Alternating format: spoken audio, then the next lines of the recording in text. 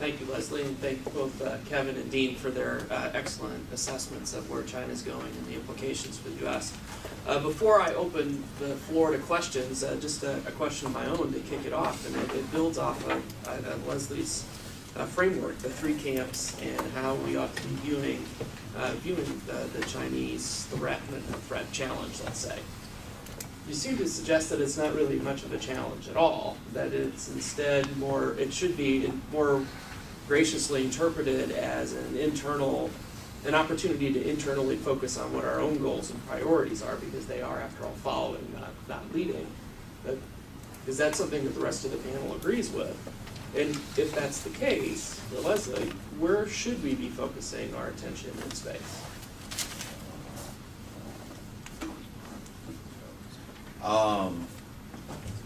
Space in the U.S.-China context is the Y variable, the X variable, which is to say it is a function of the larger issue of where U.S.-China relations are. And that was true also for us and the Soviets. There's a handful of folks I've met who have said the Apollo-Soyuz mission changed U.S.-China relations. I'm sorry, U.S.-Soviet relations. I changed U.S.-China relations. To which my answer is, wow. So Gorby was on that mission? Or was it that it was the third Apollo-Soyuz that really sort of shit? Oh, there was only one. And it was basically a leftover Apollo that did it. The U.S.-China relationship is driven by a host of factors. Leslie laid out quite a few of them: intellectual property rights, human rights, national security, etc. Space touches on a lot of those things. But if the U.S. and China, for whatever reason, and I'm certainly not advocating this, decided that we were going to be friends, it was going to be a G2 relationship, co-dominion or what have you, space cooperation would almost certainly blossom. And conversely, if we found ourselves staring at each other over a 1950s style Taiwan crisis, you could have the Chinese be part of ISS, you could have American astronauts aboard the Tiangong, and it wouldn't really matter that much, because in the end, we're antagonistic. And so I do think that the Chinese in this regard, because their space program is more internally driven, understand this in many ways better than I think some of our own space community sometimes does. I think that the China space program does present a challenge to the United States. If you look at the space industry's goal, their goal is to develop into a leading world-class space industry. And so it's much, it doesn't have to be sort of political or China against the U.S., though it can always be framed in that way. But there's going to be an economic aspect to this, where China is going to want to develop its space industry to compete with the United States, with Europe, and with Russia, and that's going to potentially pose a challenge to us commercially, economically, and perhaps militarily. In the military realm, it's kind of interesting that it's easy to think about the asymmetric advantage that China may have in targeting our space systems, considering we're so reliant on them. But if you look farther down the road, we're actually preparing more symmetrically to each other.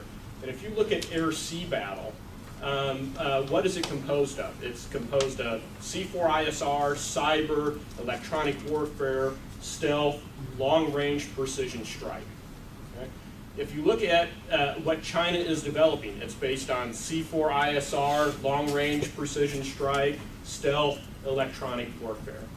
And in some ways, we've both identified that each other in the long run will have the same vulnerabilities, and we are both doubling down on it, right?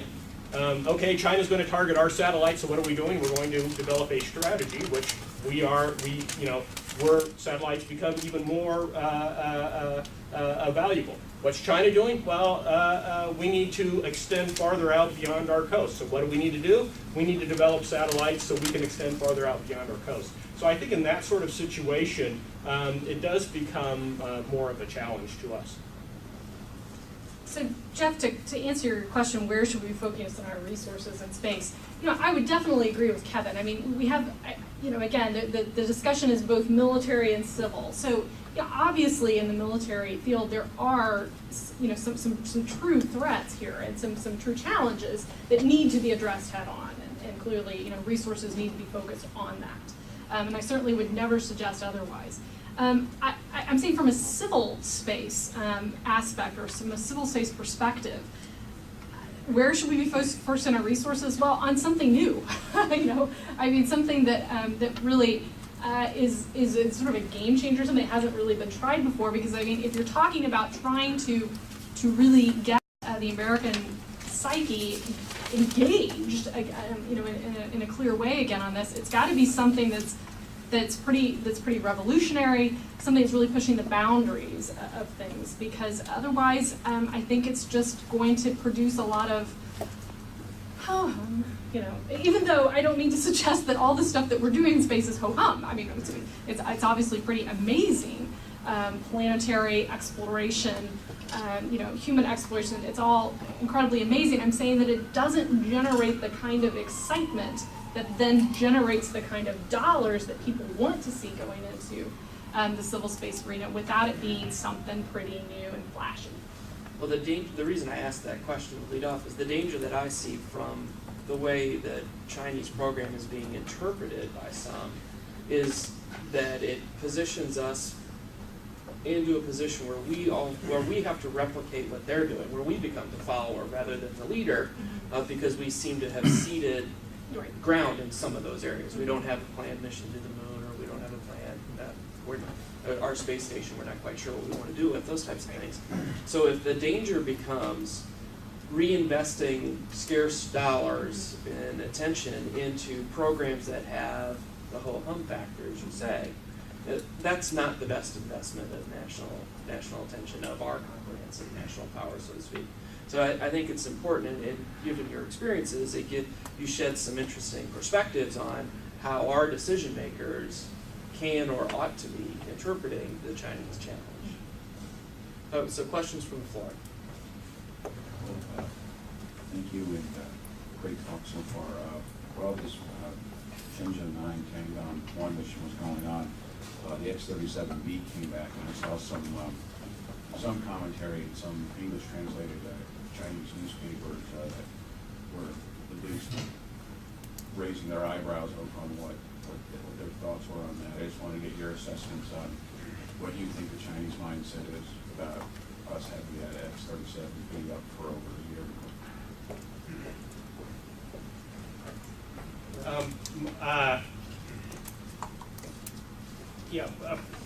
First of all, and speaking about in comparison, between the U.S. and China, we have the X-37B. We were in the HTV-2 test. So we're not standing still. We're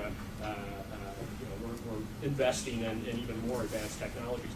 But generally, things like the X-37B feed into Chinese perceptions that the U.S. is eyeing for dominance in space. And so some of the things that they've used to justify their own counter space program is they look back at our 1985 Kinetic Kill test, the 1997 Miracle test, the Burnt Frost test. They point to the Schriever War Games that Dean has mentioned. And so they can connect the dots here whatever the way they want, and then they say the U.S. has, if not an extant counter space capability, they have something in the warehouse that they can dust off, load up onto a plane, and start shooting our satellites. And in that context, we are at a disadvantage. So then we need to develop our own counter space capabilities to have that deterrent effect like Dean was talking about. I'd say that the X-37B is one thing. The other thing that also occurred during this mission was that Voyager left the solar system. And I point to that to address both your question and also Jeff's, which is one of the things that we do, I think, very badly is the use of space in a non-space context. What do I mean by that? The Chinese see space as touching on things like diplomacy, as advertising. Here we have a spacecraft that is 40 years old, roughly, still operating, way out there, large, farthest distance any man-made object has ever gone. But if the Shenzhou and Tiangong barely made the A section, you really had to go look in the science section to find a reference to, oh, by the way, we just left the solar system. Maybe not people, but a human instrument. This is something that is a triumph of American technology. The Chinese are well aware that a 40-year-old American system is still working and went out there. Now, what does that have to do with the X-37B? The X-37B, of course, is much more recent technology. From the Chinese perspective, what does that tell them about what they don't know about? What systems might be in our barns? Now, that goes to two key concerns. One, Chinese military writings are worried about space-to-ground application because they really do analogize to the evolution of air power, right? Eventually, you had ground attack, strategic bombing, and the rest. So there is still this belief or concern that you could see that kind of evolution.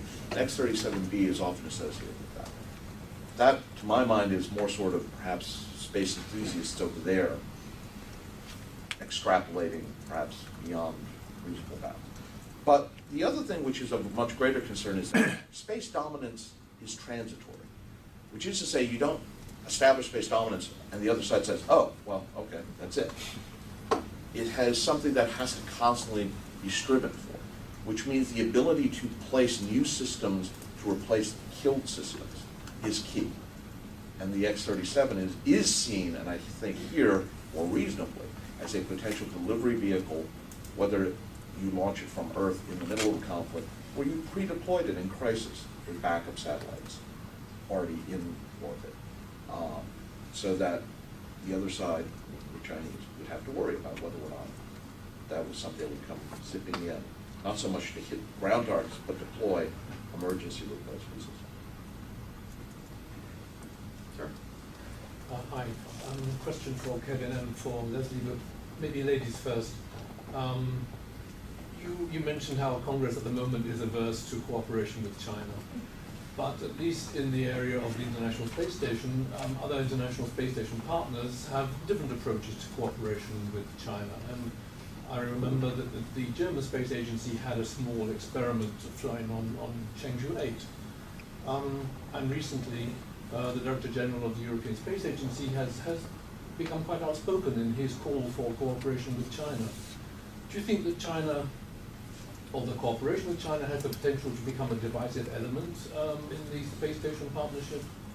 If other partners want China to become involved in some way, and Congress remains averse? That's a very good question. There are, as I was saying before, and I mean, I think as many people in the room know, there are some obviously very strong voices in Congress against partnerships with China and against involving China on the International Space Station. And there's a host of reasons why. I mean, they sort of run the gamut, but there's not an equally strong proponent in Congress about this. So you've got some really strong, I'm against, I'm not putting any money on this, that kind of thing, versus, people that, sure, I mean, I don't know what, might be fine, that kind of thing, but they're not gonna go to the mattresses on it, So I think that is going to not portend well for that kind of cooperation to happen. And if it did happen, it would have to be under such very narrow terms and within very close parameters that, there would have to be a lot of paper exchanged over this. I mean, basically, because it's a huge concern for some really key people. Okay. Yeah.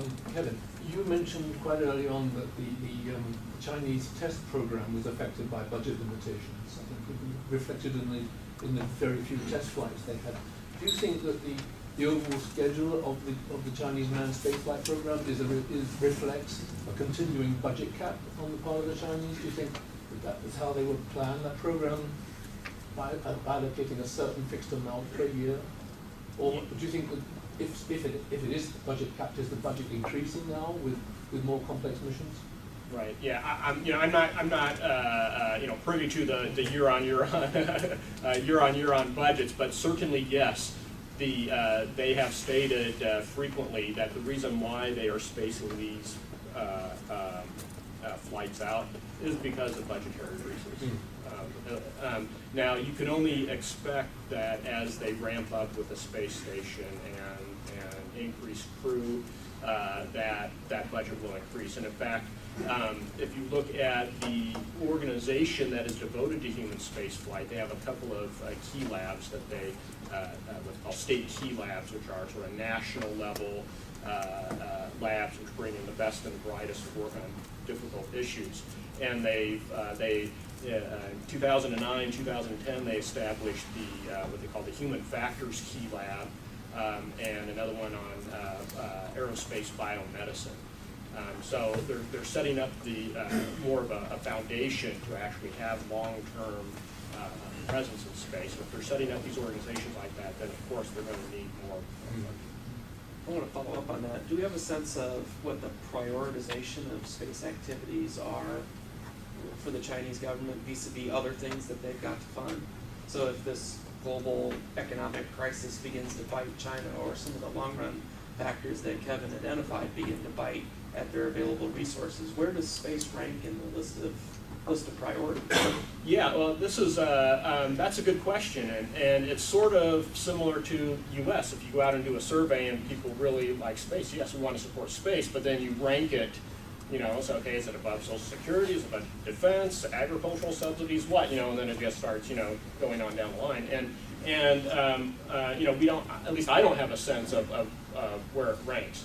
And right now, China is throwing so much money at such a broad technology area. They have, in 2006, they started the medium long-term plan for science and technology development, which had 16 major areas. And then in 2011, with the 5-year plan, they identified 7 strategic emerging industries, and those 7 strategic emerging industries had 37 subcategories. And they're just throwing a lot of money at a lot of different things right now. I would suspect that if push came to shove, that being that the PLA is running the space program, that if things had to be cut, they may look towards the human space flight program, because after all, things like the Yaogan satellites, the C4ISR capabilities, is going to allow the PLA to accomplish their mission and defending China's interests. That certainly would be consistent with how you describe their views on information warfare and whatnot. They would prioritize those kinds of capabilities, the warfighting as capabilities over civil space exploration. Other questions? Can I try one more, or does somebody else want to ask? Let some other Oh, folks well, get a I'll chance. pass on. Go to Pat and then over here. So some observers would argue or perceive that Chinese people have a cultural perspective that says, historically, there's some good arguments to support this, China was a great nation on the world stage, at least from a regional perspective. And that to some extent, what China is trying to do, having been subservient for about a century to European or European-American oversight, that China wants to assure that it again and forevermore into the future is perceived among the community of nations as a great nation, and a nation that is not going to be conquered, but not necessarily one that wants to go out and conquer other nations. Do you have any perceptions on how its role in space and its objectives for space might be colored by that kind of viewpoint, that it simply wants to be perceived as one of the world's great nation states?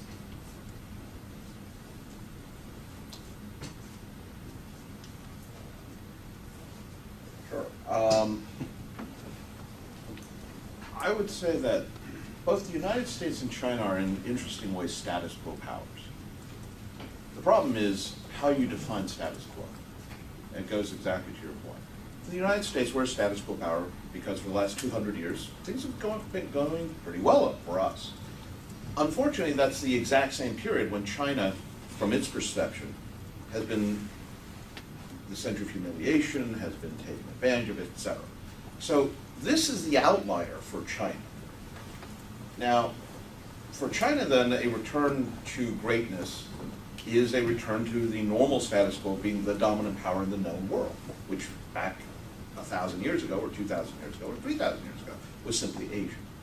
Now, where does space fit into this? I think that one of the key lessons from the century of humiliation was China's failure to understand the importance of science and technology. And so in the first Sino-Japanese War of 1894-95, yeah, I'm a history geek, the Chinese Navy was arguably superior to the Japanese Navy. It had bought more advanced warships from the British and armed them with better German weapons. And yet, in the various battles of the Yellow Sea, the Japanese wiped out the Chinese. And as a result, by the way, got Taiwan. So, simply applying a layer of S&T on top of your society is not sufficient. And I think that's a key lesson the Chinese have taken. That instead, you need to incorporate, to truly integrate science and technology, and therefore the social mindset into your society if it is going to truly serve the national purpose, including from a security perspective, but also development perspective, modernization perspective, etc. And space, I think, because it is very dense in advanced technologies as the Chinese phrase, because it touches on so many things, economics, diplomacy, politics, etc., is a perfect vehicle for that modernization of the society that will then lead to China reassuming its rightful place as the dominant power in Asia and a major power. By the way, if it wouldn't be too forward of me, I'd like to actually respond to the gentleman's question to Leslie there, if that'd be all right. In the question about Europe and China in space cooperation, first off on the ISS, my understanding is that the Russians and Japanese would have a voice about whether or not the Chinese should participate. And one has to wonder whether or not Moscow in particular, but also Tokyo, the other competitor for Asian dominance, would welcome Chinese participation as opposed to a visit. Visit is quite possible, but I mean participation in the ISS. But it also raises the question of whether or not the Chinese would want to participate, which we assume, because after all, we're the lead, they will follow. They have requested it several times. They have. But going to your question about ESA cooperation in particular, I would suggest that China's unfortunate experience with Europe with regards to the Galileo program is one that, while they may well be willing to approach the United States and have the US push it, I have very serious doubts about whether or not China would be willing to stake much of its political capital on anything having to do with European acquiescence and cooperation. And I think that the experience with Galileo, I'm not sure we understand how deeply that affected the Chinese. But the issue of frequency stepping and hopping between Compass Beidou and Galileo says, to me at least, that there's more than a little bit of irritation. Quite. And do Americans understand how the ExxonMobil decision affected Europe? Can I answer this? Yeah, to this gentleman's question, yeah, I think you're right. The Chinese are looking to reclaim some of that old heritage and power that they had back over 100 years ago. They carefully nurse this 100 years of humiliation to instill a sense of nationalism in their people. But Deng Xiaoping said that China must bide its time and hide its capabilities, meaning that China was too weak at that time to actually take a leading position in the world. And as China has become more powerful, there has been a debate within China about whether they should still hold to that line. And you see this come out sort of in spasms where, where at one point somebody said that the South China Sea was part of China's core interest, which means that it's something China would fight over. That was sort of retracted. But there's other elements to it when when Yang Jiechi of the Shangri-La dialogue, speaking probably to Singapore, said, we are a big country and you are a little country.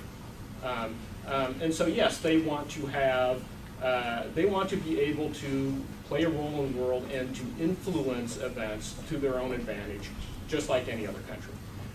Now, where space comes into this, and maybe this is too inside baseball, but the PLA is tasked with what they call 4 historic missions. You got one, you got to protect the party, okay? Because the PLA is a party army; it's not a national army. 2, you got to protect territorial integrity and national sovereignty. Number 4, I'll skip 3. 4 is be a force for good in the world. UN peacekeeping and operations, disaster relief. The third one is the most interesting because it gave the PLA, it mandated the PLA that they should defend China's interests, not only within its boundaries, but also into what they call the distant oceans, the electromagnetic sphere, meaning cyber, and outer space. So in that sort of context, the PLA has been charged by the Communist Party to defend China's interest in space, and by measure, the PLA must develop capabilities then to defend their interest in the distant oceans, in outer space, and in the electromagnetic sphere. So you can see how space will play an official role in however China decides to use it. But as China's interests expand around the world, the PLA has been charged with defending those interests. Now, that doesn't necessarily mean they're landing Marines over in Africa or somewhere, but it does mean, who would have thought, us in the China community, who said, 5 years ago, 10 years ago, who would have thought that China would have been having a continuous presence in the Gulf of Aden and conducting counter-piracy operations? So things can happen which will force China to use their military and their space capabilities. Okay, over here, last question. Yes, hello. In light of the recent NASA guidelines issued for shore preservation for the landing sites by the Google Human Rights Predator teams, I wonder if any of the panels could share their perspectives on the Chinese philosophy or thoughts on historic resources in space on the moon and orbit, and whether perhaps at some point in the future the preservation of historic artifacts in space would be a meeting ground for U.S. and Chinese interests. It's not non-nationalistic and non-militaristic, but be a venue for cooperation and dialogue.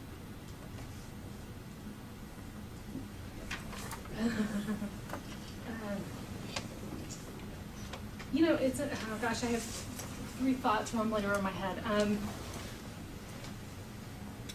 It's interesting when you think about the historic resources in space. I think the American people, and this has come up a couple of times in the last couple of weeks regarding